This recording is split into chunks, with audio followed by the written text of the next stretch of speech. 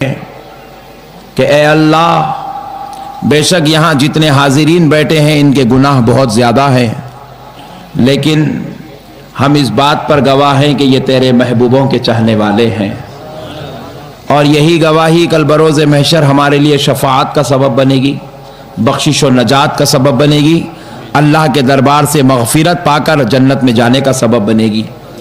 معزز سامعین اکرام، اب جس کو بھی شفاعت پانا ہے، ماشاءاللہ وہ حضرات بڑی دور اور دیر سے بھی آئے ہوئے اور دیر سے بھی آئے ہوئے ہیں، تو میں ان سے خواہش کروں گا کہ اب جب آ ہی گئے ہیں تو کچھ اور دیر بیٹھ جائیں اور آج اپنے اللہ کے محبوبوں اور اپنے محبوبوں کے ذکر کو سن کر اس مقدس بارگاہ سے فیض یاب ہو کر تشریف لے جائیں۔ پیارے بزرگوں اور دوستو، یہ جو اولیاء اللہ ہے ان کا مقام کیا ہے، اللہ نے ان کو کیوں پیدا کیا ہے، آج اس بات پر ہم کچھ دیر گفتگو کرنے کی سعادت حاصل کرتے ہیں۔ تو اس کو ماننے کے لیے انسان کو عقل کی نہیں فضل کی ضرورت ہوتی ہے۔ اگر آپ فضل سے ماننا چاہیں گے تو ہر بات آپ کو سمجھ میں آ جائے گی، عقل سے ماننا چاہیں گے تو سوائے گمراہ ہونے کے کچھ بھی نظر نہیں آئے گا۔ میں آپ کو پہلے ایک بات حضرت سجادہ صاحب قبلہ کی توجہ کا طالب ہوں، ایک بات پیارے بھائیوں سے اور اس خانقاہ جلیلہ کے جلالیہ کے جمالیہ کے فیض یافتہ پیر بھائیوں سے، مریدوں سے، معتقدوں سے ایک بات آپ سے عرض کرتا ہوں۔ دیکھیے، ایمان جس چیز کا نام ہے وہ دیکھی ہوئی چیز کو ماننے کا نام ایمان نہیں ہے۔ آپ چاند کو دیکھ رہے ہیں نا بھائی ذرا بولو نا، تمہیں کو حیبت ہوتی ہے۔ دیکھو چاند دیکھتے نا آپ لوگ روزانہ، کوئی ہے ایسا یا جو چاند کو نہیں دیکھا؟ دیکھے نا بھائی صاحب، چاند کو دیکھنا ایمان نہیں ہے، چاند ہمارے ایمان میں داخل نہیں ہے۔ جو دیکھا جاتا ہے وہ ایمان میں نہیں ہے۔ آپ سورج کو دیکھتے ہیں، سورج کا ماننا ایمان نہیں ہے۔ آپ زمین کو دیکھتے ہیں، زمین کا ماننا ایمان نہیں ہے۔ جو دیکھتے ہیں اس کو ماننا ایمان نہیں ہے، جو نہیں دکھتا ہے اس کو ماننا ایمان ہے۔ اگر آپ کو کوئی بولے میاں 7 سمندر ہے، اس کو ماننے سے ایمان ہوتا، تو آپ بولیں گے آپ دیوانہ ہیں۔ 7 سمندر دکھتا ہے، دکھنے والی چیز کو ماننے کا نام ایمان نہیں ہے۔ جو نہیں دکھتا ہے اس کو ماننے کا نام ایمان ہے۔ اللہ دکھتا ہے، نہیں دکھتا، اللہ کو ماننا ایمان۔ اتنا ہلو بولے تو میں نہیں کرتا تقریر۔ 1 بج گئے، اب آپ ذرا میرا ساتھ دیں تو انشاءاللہ میں کچھ اچھی باتیں آپ کو سناتا ہوں۔ اب مخدوم جمالی صاحب بھی تعارف ایسا کر دیا، اب اس کی لاج رکھ لینا پڑتا ذرا، تو ذرا آپ حضرات میرا ساتھ دیجئے۔ تو پیارے بزرگ اور دوستو، اللہ دکھتا ہے، نہیں دکھتا، تو اللہ کو ماننا ایمان ہے۔ نبی دکھتے ہیں، نہیں دکھتے، نبی کو ماننا ایمان ہے۔ 1,24,000 پیغمبر دکھتے ہیں، نہیں دکھتے ہیں، نبیوں کو ماننا ایمان ہے۔ قرآن کے لانے والے جبریل کو آپ نے دیکھا نہیں دیکھا، مگر ماننا کہ جبریل نے ہی قرآن لایا ہے، یہ ماننا ایمان ہے۔ آپ نے جو ہے اس بات کو دیکھا کہ جنت ہے، جانا ہے نہیں ہے؟ ذرا زور سے بولو۔ پھر جانا بھی ہے، پھر بغیر دیکھے کہ کیسا جی؟ پیارے بزرگوں اور دوستو، ایمان کہتے ہی اس کو ہے جس کو دیکھ لے اس کو ماننے کا نام ایمان نہیں ہے۔ آسمان دکھ رہا ہے، ماننا ایمان نہیں ہے۔ جو نہیں دکھتی ہے جنت، اس کو ماننا ایمان ہے۔ دوزخ نہیں دکھتی ہے مگر ماننا ایمان ہے۔ قیامت دکھتی نہیں ہے، ماننا ایمان ہے۔ نبی نظر نہیں آ رہا ہے، ماننا ایمان ہے۔ کرامن کاتبین دکھتے نہیں ہے، ماننا ایمان ہے۔ منکر نکیر دکھتا نہیں ہے مگر خبر میں آئے گا، ماننا ایمان ہے۔ سن لو مسلمانوں، خدا کی قسم، غوث و خواجہ دکھتے نہیں ہے، خبر میں زندہ ہے، ماننے کا نام ہی ایمان رکھا گیا۔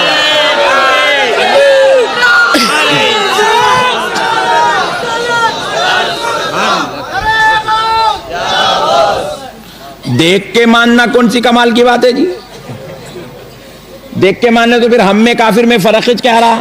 انہیں پتھر کو دیکھ کے دیوانہ ہو گیا، گائے کو دیکھا اس کے پیچھے پڑ گیا، بیل کو دیکھا اس کے پیچھے پڑ گیا۔ ہم وہ ہے جس کو دیکھتے اس کو نہیں مانتے، اور جس کو نہیں دیکھتے اسی کو مانتے، اسی کو تو ایمان کہتے ہیں۔ جو نہیں دیکھا ہے اسی کو ماننے کا نام ایمان ہے۔ دوستو، آج لوگوں کو یہ باتیں نہیں معلوم ہے، اس کی وجہ سے لوگ گمراہ ہو رہے ہیں۔ اب اگر کوئی جاہل آپ سے یہ پوچھے خبر میں زندہ ہے کیا، آپ بولنا تو دیوانہ ہے. کیوں؟ اگر وہ دکھتا تو پھر اس میں ٹینشن کی کیا بات تھی؟ بات سمجھ میں آ رہی بھائی؟ اگر وہ دکھ جاتے خبر میں زندہ ہے، کیا کر رہے ہیں، نماز پڑھ رہے ہیں یا ہم کو جو ہے دیکھ رہے ہیں، ہماری سن رہے ہیں، ہماری فریاد پوری کر رہے ہیں، اگر یہ بات ہم کو معلوم ہو جاتی تو پھر ٹینشن کس بات کا تھا؟ تیرے جھگڑے کرنا، تیرا اختلاف پیدا کرنا اس بات کی دلیل ہے کہ اللہ نے اولیاء کی حیات جاویدانی، اولیاء کی حیات بعد الوفات کو اللہ نے ایمان کے درجے میں شامل کر لیا ہے، ایمان کے درجے میں شامل کر لیا ہے. بولے اے غوث اعظم، جب تک آپ دنیا میں تھے سب آپ کو مانتے تھے، اب ذرا قبر شریف میں پردوں کے پیچھے آ جائیے، اب ذرا اپنی جلوہ گری کو چھپا لیجئے، اب دیکھتے ہیں آپ کو کون مانتا ہے. جو مان لیا مجھے میرے رب ہونے کی قسم، اے غوث میں اس کو ایمان والا بنا دوں گا، اس کو فیض ایمان سے سرفراز کر دوں گا. لیکن جو نہیں مانتا آپ کی حیات جاویدانی اور آپ کی حیات بعد الوفات کو، تو اے غوث مجھے میرے رب ہونے کی قسم میں اسے بے معنوں میں شریک کر دوں گا. دیکھ کے ماننا کیا کمال کی بات ہے بغیر دیکھے کے ماننا کمال کی بات ہے. فرشتے ہے نہیں ہے؟ بولو بھائی، آپ کے ساتھ بھی ہے؟ ارے نہیں ہے کہتے بعض لوگ، ہمارے نہیں ہے بھائی، بہت ڈینجر لوگ ہیں. دیکھو فرشتے ساتھ میں نہیں ہے تو فرشتوں کو ماننا ہے، دیکھے نہیں کچھ بھی نہیں مگر ماننا ہے. بغیر دیکھے کہ جس کو مان لے اسی کو ایمان کہا جاتا ہے. آج کے بعد کوئی بھی خبر میں کون زندہ ہے دلیل نہیں پوچھنا، دلیل اگر مل گئی تو پھر آپ کا ایمان کمزور پڑ جاتا. بے دلیل ماننے کا نام ہی ایمان ہے. اللہ کے ایک ہونے پر ہمارے پاس کوئی بھی دلیل پوچھتے، ترکاری والا بھی نہیں پوچھتا، آٹو والا بھی نہیں پوچھتا، ترکاری والے سے بھی نہیں پوچھتے، آٹو والے سے بھی نہیں پوچھتے، خدا کو بے دلیل مانتے ہیں. ارے جو قوم خدا کو بے دلیل مانتی ہے، جو قوم فرشتوں کو بے دلیل مانتی ہے، جو قوم نبی کو بے دلیل مانتی ہے، جو قوم جبریل کو بے دلیل مانتی ہے، جو قوم انبیاء کو بے دلیل مانتی ہے، جو قوم جنت کے ہونے کو بے دلیل مانتی ہے، اب ویسی قوم کے لیے غوث و خواجہ کی حیات کے لیے دلیل کی کیا ضرورت ہے؟ اولیاء اللہ کے زندہ ہونے کے لیے دلیل کی کیا ضرورت ہے؟ اولیاء اللہ کے کمالات کے لیے دلیل کی کیا ضرورت ہے؟ میرے پیارے بزرگوں اور دوستو ذرا غور کریے گا، آپ حضرات آپ ذرا غور کریے گا کہ آج ہماری اس مجلس کے اندر میرے پیارے دوستو کچھ چند باتیں آپ کو ایسے سنا دیتا ہوں، انشاءاللہ تعالی آپ سمجھ جائیں گے، ایمان والے ہو جائیں گے، فیضیاب ہو جائیں گے، سرفراز ہو کر جائیں گے، اور پھر انشاءاللہ وہابی بننے سے پہلے 70 مرتبہ سوچنے پر مجبور بھی ہو جائیں گے. بعض لوگوں کا خاموش بیٹھے ارادہ ہے کیا؟ نہیں ہے نا؟ پھر خوش ہونا جی، اچھے باتیں سنے تو. پیارے بزرگ اور دوستو قربان جائیں آقا علیہ الصلوۃ والسلام کی عظمت کے کہ آج میرے پیارے بھائی آپ کو چند باتیں اور ایسی دیتا ہوں. ذرا غور کریے گا، اسلام آئے 1400 سال ہوا. کتنے سال ہوا؟ نبی پاک علیہ السلام کا کلمہ 1400 سال سے آپ کی امت پڑھ رہی ہے، قرآن پاک پڑھ رہی ہے، شریعت سن رہی ہے، سمجھ رہی ہے، عمل کر رہی ہے، حدیث پڑھ رہی ہے، قانون اسلام پہلا جا رہا ہے. مگر کبھی آپ نے غور کیا کیا قرآن کے اندر کبھی 1400 سال میں کوئی اختلاف آیا؟ کیا زیر و زبر بدلا گیا؟ کیا حرف و حرکات بدلے گئے؟ کیا سورہ و رکوع بدلا گیا؟ نہیں بدلا گیا. کبھی شریعت کا کوئی قانون بدلا گیا؟ کبھی کوئی اصول بدلے گئے؟ کبھی کوئی ضابطہ بدلا گیا؟ کبھی کوئی تہذیب بدلی گئی؟ نہ اسلام کا قانون بدلا ہے، نہ اسلام کا اصول بدلا ہے. 1400 سال میں ہزاروں اختلاف آئے ہیں، ہزاروں فتنے آئے ہیں. عراق کی سرزمین گواہ ہے کہ وہ بیچاری کی قسمت کے ہم قربان جائیں کہ سینے پر اپنے بلڈوزر کو، میزائلوں کو برداشت کرتے کرتے وہ آج قیامت کی زمین بن چکی ہے. مگر پھر بھی اسلام کے قانون میں فرق نہیں آیا ہے، اسلام کے اصول میں فرق نہیں آیا ہے، شریعت میں فرق نہیں آیا، قانون کے اندر تبدیلی نہیں آئی، قرآن میں تبدیلی نہیں آئی، حدیث میں تبدیلی نہیں آئی، کوئی چیز میں تبدیلی نہیں آئی. بلکہ پیارے دوستو جہاں لوگ اسلام کو مٹانے کی کوشش کرتے ہیں وہیں پر اسلام ابلتا ہوا نظر آ رہا ہے، پھیلتا ہوا نظر آ رہا ہے. جو امریکہ آج اسلام کا دشمن ہے وہی امریکہ میں سب سے زیادہ لوگ اسلام کا کلمہ پڑھتے ہوئے نظر آ رہے ہیں.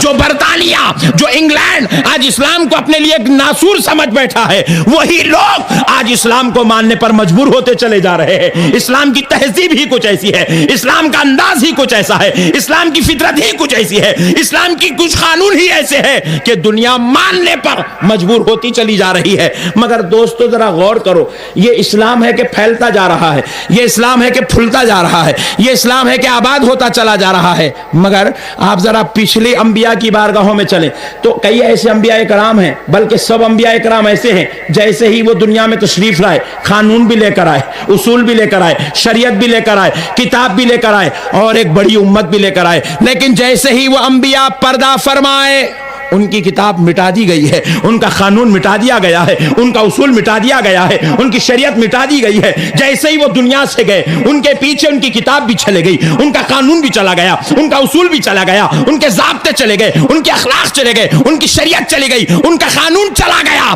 لیکن دوستو وہ انبیاء کرام چلے جاتے تو قانون چلا جاتا، شریعت مٹا دی جاتی، کتاب تبدیل ہو جاتی، تحریفات ہو جاتی۔ مگر کیا بات ہے، 1400 سال ہو گئے ہیں، اسلام کا قانون نہیں بدل رہا ہے، پیارے مصطفیٰ کا اصول نہیں بدل رہا ہے، قانون محمدی میں فرق نہیں آ رہا ہے، شریعت محمدی میں فرق نہیں آ رہا ہے۔ بات کیا ہے؟ کبھی غور تو کرنا چاہیے، ایک مسلمان ہونے کے ناطے ہر مسلمان کو اس بات پر غور کرنا چاہیے۔ سن لو اے مسلمان بھائیو، قسم رب ذوالجلال کی، وہاں انبیاء گئے، قانون چلا گیا، یا مصطفیٰ پردہ فرمائے، قانون نہیں گیا ہے، کتاب نہیں گئی ہے، اصول نہیں گیا ہے، شریعت نہیں گئی ہے۔ کیوں؟ اس لیے کہ ان انبیاء کے پاس ان کا دین بچانے کے لیے کوئی اہل بیت نہیں تھی، کوئی ولی اللہ نہیں تھا، مگر یا مصطفیٰ کا دین بچانے کے لیے ایک طرف اہل بیت کو پیدا کیا گیا تو دوسری طرف غوث و خواجہ کو پیدا کیا گیا۔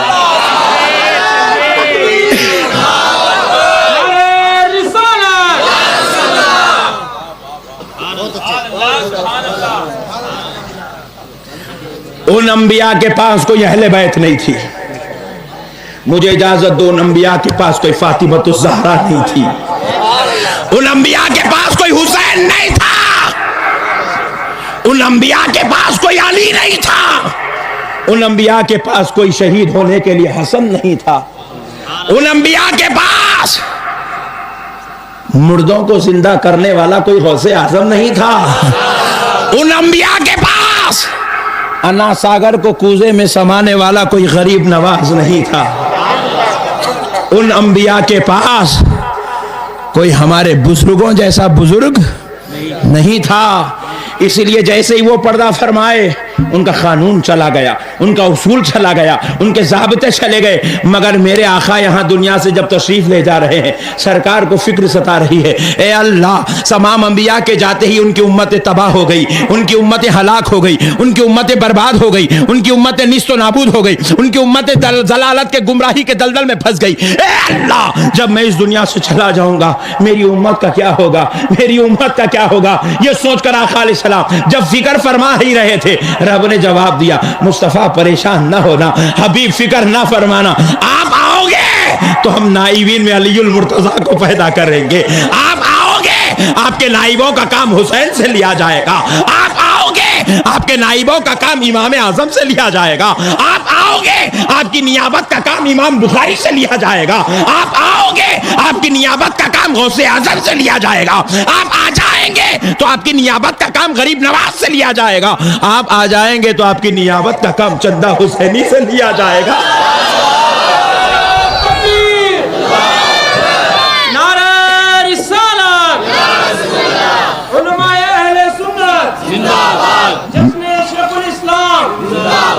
میرے پیارے بزرگوں اور دوستو، اللہ نے دین بچانے کا کام بزرگوں سے لیا ہے۔ یہ بزرگان دین وہ ہیں جو نائب مصطفیٰ بن کر دنیا میں جلوگر ہوئے ہیں، نائب مصطفیٰ بن کر دنیا میں جلوگر ہوئے ہیں۔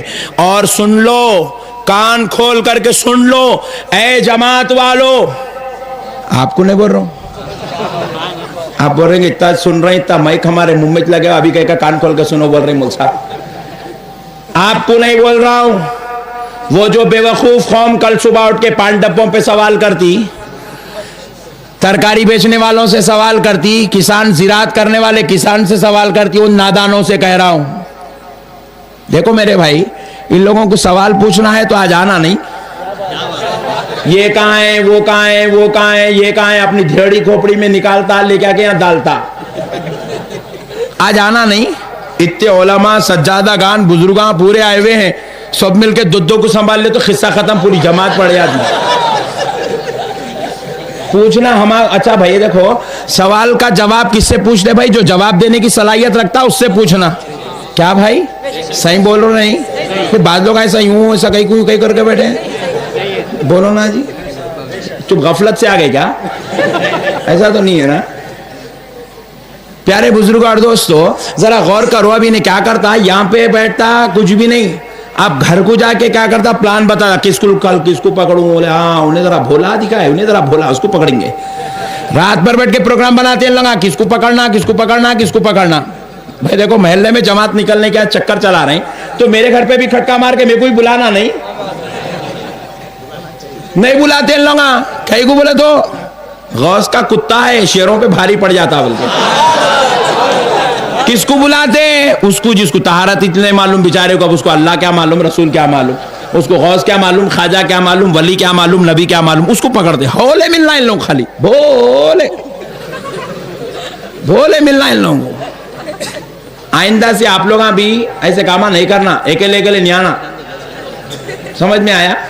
آئندہ سے آتے ہو دو کو ڈال لے کے لاؤ. کتنوں کو ڈال کے لا دے؟ سب مل کے دو کو لائے تو ایک جماعت پھر ادھر آ جاتی پوری. تو کوشش کریں گے انشاءاللہ, پکا وعدہ. چائے پلا رہے بول کے لا لو نا, بھوکے رہتے بہت, کیونکہ 40 دن خالی کھرچن کے سوا کچھ بھی نہیں ملا. یہاں دیکھو صدقہ بزرگوں کا کیسا کھا رہے ہیں ماشاءاللہ. کیا بھائی کھرچنا لکھے خدمت 40 دن پھر میں شرافت سے, ورنہ 4 مہینے کھرچنے بیچارے خدمت میں ہیں. بہرحال چھوڑ دیجئے. پیارے بزرگوں اور دوستو قربان جائیں, میں آپ کو اور ایک جامع بات عرض کرتا ہوں, ایمان تازہ ہو جائے گا.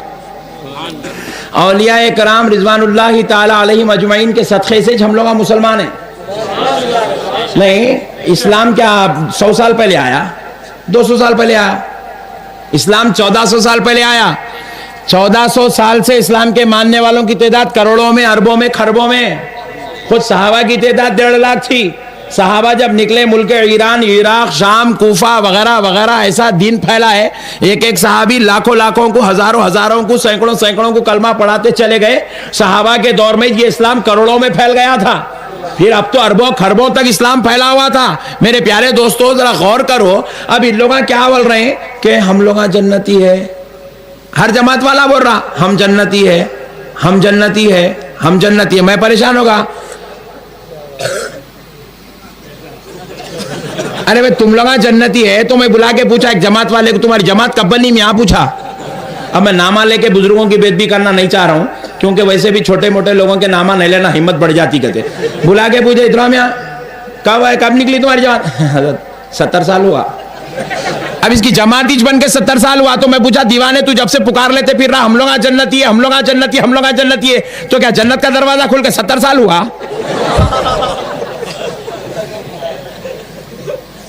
آپ وکیل ہے, جج ہے آپ, میں وکیل ہوں, آپ کو ججمنٹ دینا ہے آج. ایمانداری سے بتاؤ بھائی, اگر ایک جماعت جو بنی 70 سال سے ہوا جماعت بن کے, اگر انہیں یہ بول رہا کہ ہم لوگ ہی جنتی ہے, تو میں پوچھ رہا ہوں کیا جنت کا دروازہ کھل کے 70 سال ہی چھوا؟ آپ بولیں گے نہیں 14 سال ہوا, تو پھر انہیں جھوٹا ہے نہیں ہے. بولو نا جی بھائی, کل بھی بولنا, یا آج بولنے کے لیٹ نہیں لینا, کل جاگ بولو اس کے گھر پہ تم لوگ. پھر اس کے بعد اور ایک جماعت والا ہے, انہیں بول رہا ہم لوگ جنتی ہے, ہم لوگ جنتی ہے, ہم لوگ جنتی ہے, ہم لوگ جنت. مسجد میں ٹھہرے تو وہی بول رہا, بازار پہ آیا تو وہی بول رہا, پان ڈبے پہ وہی بول رہا, جماعت میں لے کے جا کے بھی وہی بول رہا. ارے میں پوچھا ادھر جنتی کتنے سال ہوا جماعت بن کے؟ بولے 100 سال. الحمدللہ. اوہو, تو کیا جنت کا دروازہ کھل کے 100 سال ہی چھوا؟ جنت کا دعوے دار وہی ہو سکتا ہے جو جنت کے ساتھ جڑا ہوا ہو. انہیں 1300 سال خفل ڈال کے اب کھول لیتا کہتے. پھر اور ایک جماعت والا بولا ہم لوگ جنتی ہے, 4 مہینے 40 دن چپیچ مار رہے ہیں, ہم جنتی ہے. بولے وہ بولا او 40 والے ادھر. کب بنی جماعت؟ 150 سال ہوا. تبلیغی جماعت 1855 کی ہے, 1855 کی. بولا کب بنی جماعت؟ بولے 150 سال ہوا. تو وہ بولا کیا جنت کا دروازہ کھل کے 150 سال ہی چھوا؟ نہیں ہم لوگ امام بخاری کے زمانے کے امام اعظم ہیں. پھر جھوٹے بات نہیں بولنا. پھر امام بخاری تمہارے زمانے کا تو تبلیغی جماعت میں رہنا تھا, پھر انہوں تو سنیوں میں ہے نا. امام اعظم اہل سنت میں, جھوٹ بات نہیں. 150 سال ہوا جماعت کھل. پیارے بزرگوں اور دوستو, آپ ذرا غور کرو. میرے کو بلا پوچھے مول صاحب تم سب کے جو ہے جنت کے دروازے بند کر رہے ہیں, آپ بولو آپ کب کے. میں بولا تو جنت کا نام سنا کب سے, پوچھا 1400 سال سے سنا. میں بولا کس کے منہ سے سنا؟ محمد الرسول اللہ کے منہ سے سنا. تو میں بولا سن لے, میں کسی عام آدمی کی جماعت کا مبلغ نہیں ہوں, میں کسی عام انسان کی جماعت کا مبلغ نہیں ہوں, میں ملا کی جماعت کا مبلغ نہیں, میں مصطفیٰ کی جماعت کا مبلغ ہوں. میرے جماعت کے امیر کا نام محمد الرسول اللہ ہے, اور اس جماعت کا نام جماعت اہل سنت والجماعت ہے. بات سمجھ میں آئی بھائی؟ اور میں بولا ہماری شان تو یہ ہے, ہماری جماعت کے امیر بھی رسول اللہ ہے, مالک جنت بھی رسول اللہ ہے. ہماری جماعت کے مبلغ اعظم امام حسن اور حسین ہے, اور یہی تو وہ ہے جو جنت کے سردار بھی ہے. ان کی بغاوت کر کے جنت میں جاتا کرتے. بھائی کیا موٹی عقل ہے, دیکھو آپ. نہیں, میں ایک بات آپ سے پوچھتا ہوں, حضرت سجادہ صاحب قبلہ سے اگر آپ ٹینشن کر لیے, پھر اس کے بعد آپ بول رہے ہیں کہ میں یہاں پر رہتا ہوں, گھر بنا لیتا ہوں, ہوتا؟ بولو نا جی, نہیں ہوتا. میرے گھر کے دیوان خانے میں بیٹھتا ہوں, بول رہے ہیں, پھر میرے سے لڑ رہے ہیں. میں آپ کو چائے پلاتا ہوں, کھٹکا کھول کے اندر بلا کے بٹھاتا ہوں, ارے کیا باتیں کر رہے میرے بھائی, طبیعت وغیرہ ٹھیک تو ہے نا؟ بھاگو بھاگو بولتا ہوں. دیکھو جہاں جانا ہے اس سے محبت ہونا ضروری ہے. کیا بھائی؟ اگر حضرت سجادہ صاحب قبلہ کے جو ہے آستان شریف میں اگر آپ کو 2 گز زمین چاہیے تو خلوص محبت کی ضرورت ہے. ہمارے گھر میں آ کے بیٹھ کے چائے پینا ہے تو پھر ہمارے سے محبت کی ضرورت ہے. ارے عام انسان کے پاس بغیر محبت کے آپ گھر نہیں بنا سکتے. گھر سے مراد کہیں صحیح بھی گھر کی بات نہیں کر رہا ہوں, خبر کی بات کر رہا ہوں. ڈر جائیں گے بلکہ گھر بول رہا ہوں. پیارے بزرگوں اور دوستوں, کہیں صحیح بھی زمین بکری کیا کہ بول کل آ جائیں گے, وہ ایک مصیبت. تو سنو, تو چائے پینے کے لیے بھی محبت کی ضرورت ہے. چائے پینے کے لیے بھی محبت کی ضرورت ہے. جن سے محبت نہیں ہوتی ان کو اندر بلا کر نہیں بٹھایا جاتا, اندر سے نام پوچھتے, باہر نکل کے بھیج دیتے. اجی پیارے دوستو, کسی کے گھر میں بغیر محبت کے چائے نہیں پی جا سکتی. تو جس گھر کے زردار امام حسین ہیں, جس گھر کے سردار امام حسن ہیں, جس گھر کے مالک کا نام محمد الرسول اللہ ہے, ان سے بغاوت کر کے, ان کی جماعت سے دشمنی کر کے, ان کی جماعت کے ساتھ ٹینشن کر کے کوئی مسلمان خود کو کہے اور جنت میں جانے کی کوشش بھی کرے, یہ کیسے ہو سکتا ہے؟ ہو سکتا بھائی؟ اور یہ جتنے لوگ جماعت بنائے ہیں پورے ملاؤں کی جماعت ہے. پھر بھی میری شرافت ہے, ملا بنو, بعض تو اتنے خطرناک ہے, جاہلوں سے بدتر ہے. ایسے لوگ جماعت بنا لیے. یہ ملاؤں کی جماعت والے جنت میں کیسے جائیں گے؟ جنت میں وہی جا سکتا ہے جو نبی والا ہوتا ہے, جو اہل بیت والا ہوتا ہے, جو ولیوں والا ہوتا ہے. وہ جنت کے مالکین اور سردار ہیں, اور یہ جنت میں لے جانے والے اللہ کے نمائندے ہیں. پیارے دوستو آؤ اب ذرا غور کرو, اللہ رب العزت نے اولیاء کرام کو کیوں پیدا کیا؟ کیوں پیدا کیا؟ آج ہمارے لیے بہت بڑا مرحلہ ہے, اس مرحلے کو سمجھنا ضروری ہے. پیارے دوستو, اللہ رب العزت نے ان اولیاء اکرام کو اس دنیا میں بھیجنے کا ایک بہت بڑا مقصد ہے. آپ غور کریے, جو جتنا بڑا ہوتا ہے اس سے اتنا ہی بڑا کام لیا جاتا ہے. اللہ اگر کسی کو ایک بڑے درجے کا عالم بناتا ہے جیسے امام اعظم, تو اللہ ان سے ایسا کام لیا کہ اب دوسرے کسی عالم کی ضرورت ہی نہیں ہے.